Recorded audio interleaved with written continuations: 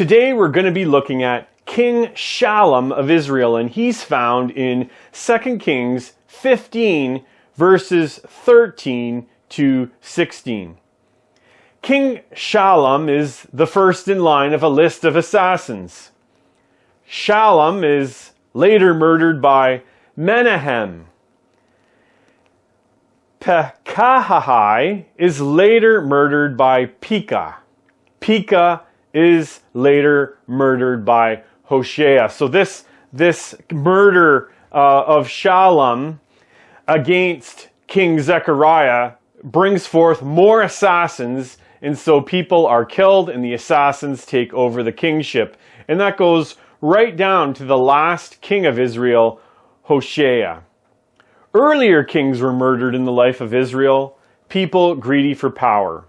Baasha murdered Nadab, and we see that in 1 Kings 15:27. Baasha, son of Ahijah, the house of Issachar, conspired against him. That's Nadab and Baasha struck him down at Gibbethon. Zimri murdered Elah. 1 Kings 16 verse 10.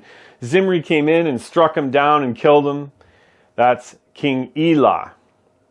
And so, as well, Jehu kills King Jehoram in 2 Kings 9:16 to 26. So many kings of the Israel are executed, and those who execute them take over the kingship. In 15 verse 3, after Shallum executes the last heir of Jehu, Zechariah, he has his own problems. And one of them being his reign only lasts a month because he is executed. This is the second shortest reign in the life of the kings of Israel. Zimri's reign was only 7 days, and that is because he did himself in. And so it's a very short reign, and that is because Shallum is extremely wicked. In 15 verse 14, Menahem comes up and strikes down Shallum. It is thought that Menahem was a general or a leader in the army of Zechariah. So here we have Menahem taking vengeance on Shallum. But we're going to talk a bit about Menahem. He goes a bit deeper into his wickedness and sinfulness and rebellion in 15:16.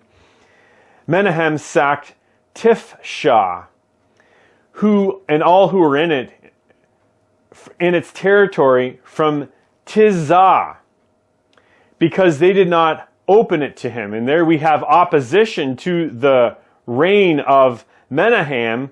And so what does he do? He sacks this area and he rips open all the women in it who are pregnant.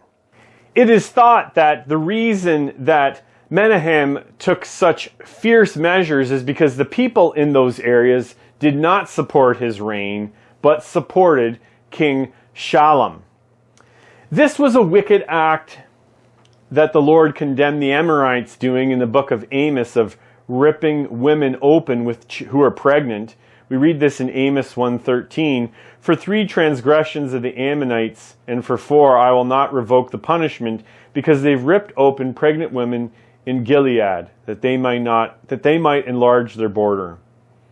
The reign of Shallum starts with murder. He murders Zechariah. And with 1 month, it ends with him being murdered.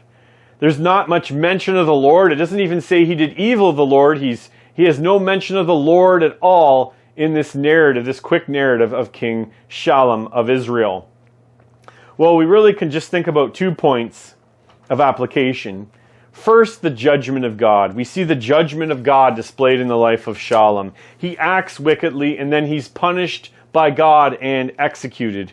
We again see what we have seen with many kings. The Lord is a holy God who punishes sin. But in the midst of that judgment in God's holiness, we need to be reminded of the wonderful work of Jesus Christ on the cross. This is why Jesus Christ came to save sinners. He came to bear the judgment of God. He is a sacrifice of propitiation, 1 John 2:2. Jesus as well bears the curse of the law, which is judgment. Jesus deals with our sin problem once for all by taking sin on the cross. And those who trust in Christ, they can have their sins forgiven, their sins wiped away, so that they can be free and forgiven in God's sight. Thanks for watching, and God bless.